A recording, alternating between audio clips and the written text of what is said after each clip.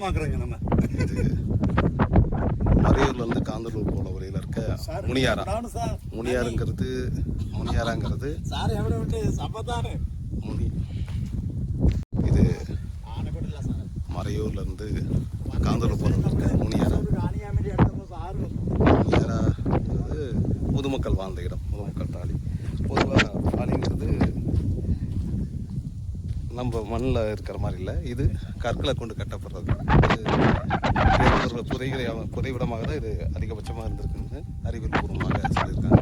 கிட்டத்தட்ட கிமு 13,000 தொடங்கி கிமு 3000 வரலாற்றுக்கு முந்தைய காலத்தில் இந்த இடத்துல முதுமக்கள் இறந்த புதைக்கிற மூலமாக இதை பயன்படுத்தியிருக்காங்கட்டு. இதுக்கு இந்த வெட்டப்பட்ட கற்கள் தான் மிகப்பெரிய அதிசயம். எந்த தொழில்நுட்பம் இல்லாத காலத்தில் மிகப்பெரிய கல். எப்படியும் ஒவ்வொரு கல்லும் பார்த்தீங்கன்னா 5 அடிக்கு மேலே தான் அதோடைய உயரம் இருக்குது.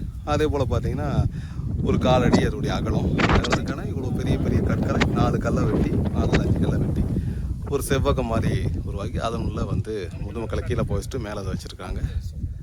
இப்படி கிட்டத்தட்ட 250க்கு மேற்பட்ட கற்படுகைகள் இங்கே கிடக்குது. இங்கே பார்த்தீங்கன்னா அந்த இடத்துல இப்படி பார்த்தீங்கன்னா சுற்றுப்புற்று இருக்குது. அங்கங்கே ஒரு குழுவாக இருக்குது.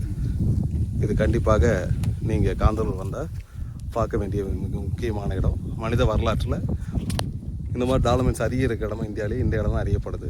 அதனால் காந்தலூர் பயணம் மேற்கொண்ட நமது முன்னோர்கள் வாழ்ந்த இந்த இடத்த பார்க்கறது நமது கடமையாக கூட நீங்கள் முன்வைக்கணும். இது கிமு 13ஆம் நூற்றாண்டுலேருந்து 3ஆம் நூற்றாண்டு வரைக்கும் இருக்கக்கூடிய இந்த கற்படுகைகளில் இது முன்னோர்கள் வாழ்ந்த இடம். ரொம்ப அனைவரும் போற்றி பாதுகாக்கப்பட வேண்டிய கொடையான இடம். ஆனால் இந்த இடத்துல RSSன்னு எழுதி அதில் குறியீடு சின்னத்தையும் போட்டு போயிருக்காங்க. பொதுவாக இயற்கையை காப்பாற்றுவோம், பண்பாட்டை காப்பாற்றுவோம், வாழ்ந்த முறையெல்லாம் பேசிட்டு அதே நேரத்தில் நமது முன்னோர்கள் வாழ்ந்த இடங்களில் அது அவர்கள் எப்படி வாழ்ந்தாங்க என்னங்கன்னு குறிப்பிட்றதை விட்டுட்டு மதம் சார்ந்த குறியீடுகளை எழுப்பி அவர்களை தனிமைப்படுத்தும் செயல். அதே போல் இயற்கை மானியம் அதே அந்த காலத்தில் அப்படி ஒரு மதம்ங்கிறது கிடையாது, அதுக்கான குறியீடு எதுவும் கிடைக்கல. இருந்தபோதும் தங்களுடைய கருத்தியலை இப்போ ஒரு வாழும் சமுதாயம் மீது மட்டுமல்லாமல் இறந்து போன சமுதாயத்தின் மீதும் தங்களுடைய மத கருத்தியலை திணிக்கக்கூடிய இந்த வன்மையான செயலை நம்ம கண்டிச்சே ஆகணும். ஏன்னா இது அனைத்து மக்களும் இது தங்களுடைய முன்னோர் நினைக்கிற இடத்துல இல்லை இது இந்துக்கள் அப்படிங்கிற பறைசாற்ற மாதிரி குறியீடு போட்டிருக்காங்க. வாழ்ந்து மறைந்த மனிதர்கள் மீது இவ்வாறு மத குறியீடுகளை சுமத்தி மதங்கள் வழியாக மக்களை பிளவுபடுத்துவது வாழும் மக்கள் மட்டும் இல்லாமல் இறந்த மக்களையும் பிளவுபடுத்தும் செயலுங்கிறது எந்த ஒரு சமூக நாகரிகத்தையும் ஏற்றுக்கொள்ள முடியாத செயல். இந்த காரியங்களை தொடர்ச்சியாக இந்த RSS சங் பரிவார அமைப்புகள் எல்லா இடங்கள்லையும் கோடிட்டு செய்து வருகிறாங்க. இது கண்டிக்கக்கூடிய செயல் தான். கண்டிப்பாக இங்கே இருக்கிற தொல்லியல் துறை கவனத்தில் நீங்கள் பேசியிருக்கீங்க. உணர்ச்சப்படாதீங்களா போத அப்படி பதிவு பண்ணலாம். கரெக்டு தான் தலைவா நட்டத்துக்கு அப்படின்றாரு. இன்னும் இது இல்லை அரசு கணக்கு.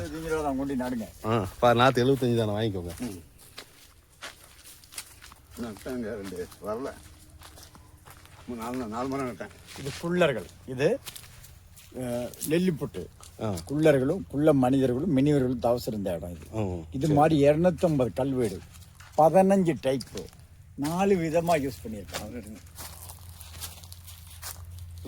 இது 250 கல்வீடு டோல்மேன் சொல்கிறது.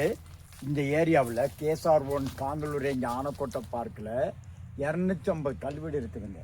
இந்த 250 கல்வீடு 15 டைப்பு மாடல் 4 விதமாக யூஸ் பண்ணியிருக்கு. நம்பர் 1 பஞ்ச பாண்டவர்கள் பாண்டியமார் யூஸ் பண்ணது. நம்பர் 2 லில்லிப்புட்டு உயரம் குறைஞ்ச மனுஷர்களும் மினிவர்களும் தவசு இருந்தது. நம்பர் 3 ஜீவ சமாதி முதுமக்கள் தாலி, மலையாளத்தில் நன்னங்காடி. அப்படி ஜீவ சமாதி ஜீவனோட சமாதி பண்ணது. 4வது மிருகத்துக்கு எதுக்கும் பயப்பட வேண்டாம். இதுக்குள்ளே ஏறி இருந்தோம்னா எந்த மிருகமும் டச் பண்ணாது, எந்த மலைக்கும் பயப்பட வேண்டாம். அப்படி தான் 250 கல்வீடு இருக்குது இதுக்குள்ள. ஆமாம், இங்கே நல்லா இருக்கும்.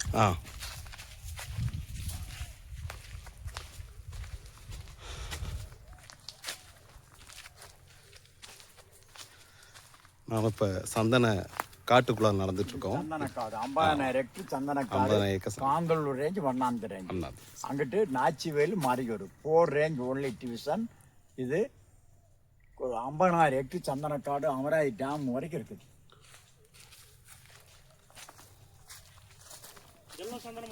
இல்லைங்க, நம்பர் வச்சாதான் சந்தன மரம். பாக்கெல்லாம் காட்டு மரம். இங்க இருந்து அமராவதி டேம் வரைக்கும் நம்ம தமிழ்நாடு கேரளா பார்டர் வரைக்கும் இருக்குது. கேரளா இது இடுக்கி டிஸ்ட்ரிக்ட் தேவரிங்காடு. சந்தன மரம் காஞ்ச மரம் தான் எடுக்கணும். இதை எடுத்து டிஎஃப் ஆஃபீஸில் கொண்டு கொடுத்து தொழில் பண்ணி இழங்கும். ஒரு கிலோ 37,000 ரூபா. 1 கேஜி சாண்டல் 37,000 ரூபா. 1 கிராம் ஆயில் 500 ரூபா. 2 கிராம் ஒரு போட்டல், 5 கிராம் ஒரு போட்டல். இது காலையில் நல்லா பள்ளி துளைக்கிட்டு நமக்கு கொஞ்சம் தொட்டு நாக்கில் வச்சா பல ரோகங்கள் மாறும். இது மெடிசின்லேயும் போகுது, வாசனை தெரியாமல் போகுதுங்க. சந்தனம் வந்து ரொம்ப மகிமையான ஒரு பொருள். அதனால தான் இதுக்கு விலை பொருள். நம்ம சந்தனம் காந்தலூர் மறையூர் சாண்டல் வந்து ரொம்ப பிரசித்தி பெற்ற சாண்டல். ஓகே,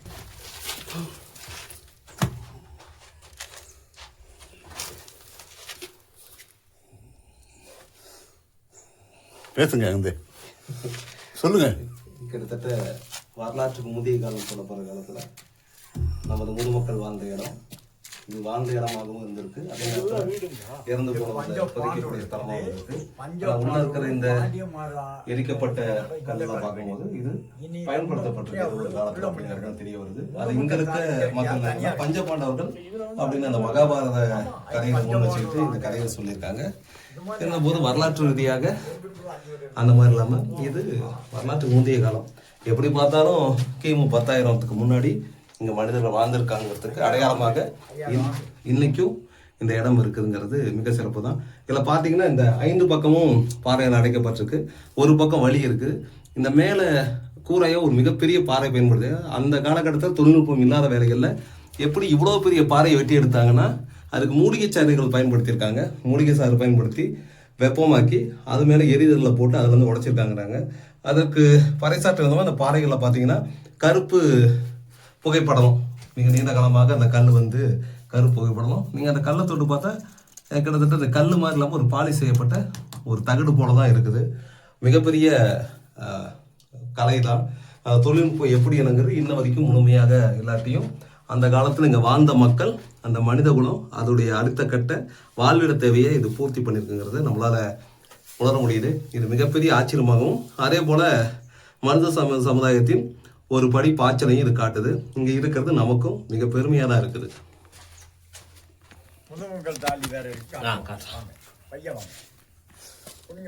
இல்லை வந்து நல்லா வந்து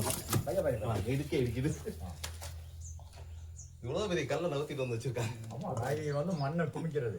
மண்ணை குமிச்சிட்டு மண் வந்து மேலே ஏற்றிட்டு மண்ணை வாங்குறது. அதை வாங்கிடுங்க. உங்களை எடுக்கணுமா? வீடியோ எடுத்துருங்க. எடுத்துட்டா என்னங்க அப்படியே ஃபோட்டோ எடுத்து. காலையில் 8 தொடங்கினா சாயங்காலம் 6:30 மணி வரைக்கும் இதுதான் என் கதையும் பாட்டும். வரும்போது இந்த பெரிய அவளை ஏதாவது சாப்பிடு அப்படின்னு சொல்லி கொடுத்தாங்க. இல்லாட்டா இந்த 300 ரூபாய்க்குலாம் வண்டி ஓட்டிக்கணும். 3 பொண்ணு ஒரு பையன், 9 பேரம்பேத்தி. எங்கள் வீட்டம்மா இருந்து 6 வருஷம் ஆச்சு. காலைல 5 மணிக்கு எந்திரிப்பேன், சமையல் பண்ணி. தாலி கிடையாது இது. அங்க இருக்குது வாங்க மூங்கல் தாலி. இது வாழ்ந்த இடம். அது வாழ்ந்த இடம். இது வித்தியாசம் தெரியுதுல்ல.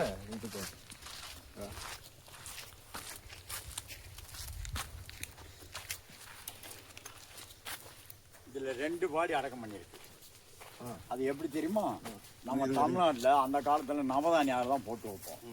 குளுதானி குதிரு. அந்த குதிரில உள்ள இறக்கிட்டு மேல ஒரு கல் வச்சு அடைச்சிட்டு அடியில் ஒரு விளக்கு 2 விளக்கும் வச்சிடறது. வச்சுட்டு அப்படியே மூடிடுறது. 4 பக்கம் 4 கல் வச்சிடறது. ஜீவனோட 120 வயசு வரைக்கும் சாகலாம். ஜீவ சமாதி. இதை சமாதி வச்சாங்க உயிரோட. இதுதான் முதுமக்கள் தாலி தமிழ்ல சொல்றது. மலையாளத்தில் நன்னங்காடி. 2 கோடி அடக்க முடியும். இது மாதிரி இந்த காட்டுக்குள்ள நிறைய இருக்கு. இந்த மக்கள் என்ன பழங்குடி சமூகம் அந்த மாதிரி இருக்குதானே? இதுதான் அவங்க அந்த காலத்துல பாண்டியமாறு ஒரு நாட்டுக்கு நாடு சண்டை நடக்கும்போது ஓடியாந்து இங்க வந்து அவங்க வந்து தஞ்சை முன்ன மாதிரி இங்க வந்து இருக்கும்போது 120 வரைக்கும் சாகலாம். அப்போ அவர் சொல்லிருக்காரு, என்னை உள்ளே இறக்கிட்டு ஜீவ சமாதி பண்ணிருங்கப்பா. யாரு கையில் அடிவிட்டு அப்படிலாம் சாகக்கூடாது, ஜீவ சமாதி பண்ணுங்கன்னு சொல்லி அந்த இதுக்குள்ளே இறக்கிட்டு 2 விளக்கம் வச்சுட்டு இப்படி மேலே மூடிட்டு 4 பக்கம் 4 கல்யாணம் வச்சு முடிச்சிடு. அவர் அப்படியே நின்ன மாணிக்கு அப்படியே தண்ணி சாப்பாடு இல்லாமல் செத்துருவார்.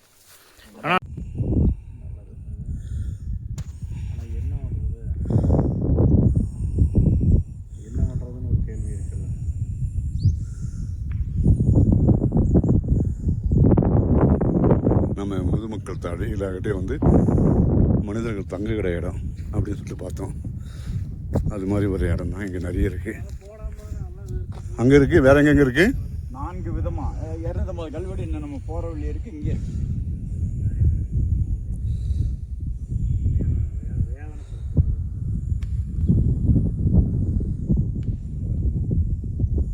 நம்ம இங்கே ஒரு கல்வெட்டை, இங்கே ஒரு கல்லால் செய்த வீடை பார்த்தோம். அதே மாதிரி வந்து நிறைய வீடு இருக்குங்க. 250 மேலே இருக்குன்றாங்க.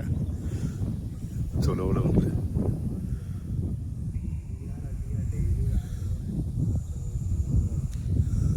5 கல்வெட்டு இருக்குது. 5 குடிசைகள் கல்லால் செய்யப்பட்ட ஆதி மனிதர்கள் வாழ்ந்த இடம். ஸோ இதுதான் காந்தலூர்.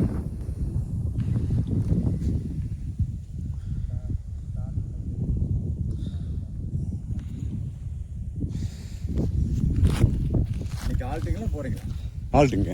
எங்கள் ரூம் போட்டாச்சா? ஆ, எங்கே கேட்கலாம். எனக்கு தெரியாது. ஃபோட்டோ நிறுத்துருங்க. வீடியோ எடுத்துருங்க. ஃபோட்டோ எடுங்கண்ணே.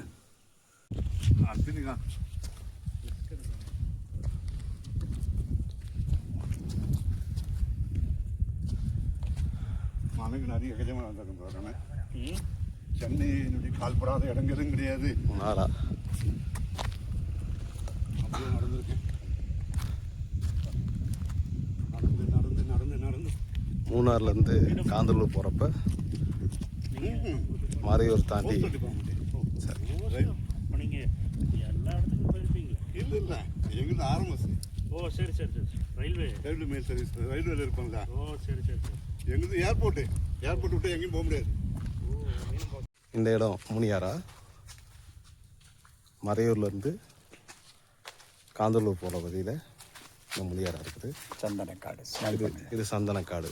சந்தனக்காடு நமக்கு காட்டிலா கலர் காட்டுறாங்க. ஸ்மெல் பண்ணுங்க. மோந்து பாருங்க. சந்தனம் மோந்து பாருங்க. இது சந்தனக்காடு. இது இயற்கையாக உருவானது. அதை பராமரிச்சுட்டு வராங்க. ஃபோட்டோ எடுத்துங்களா?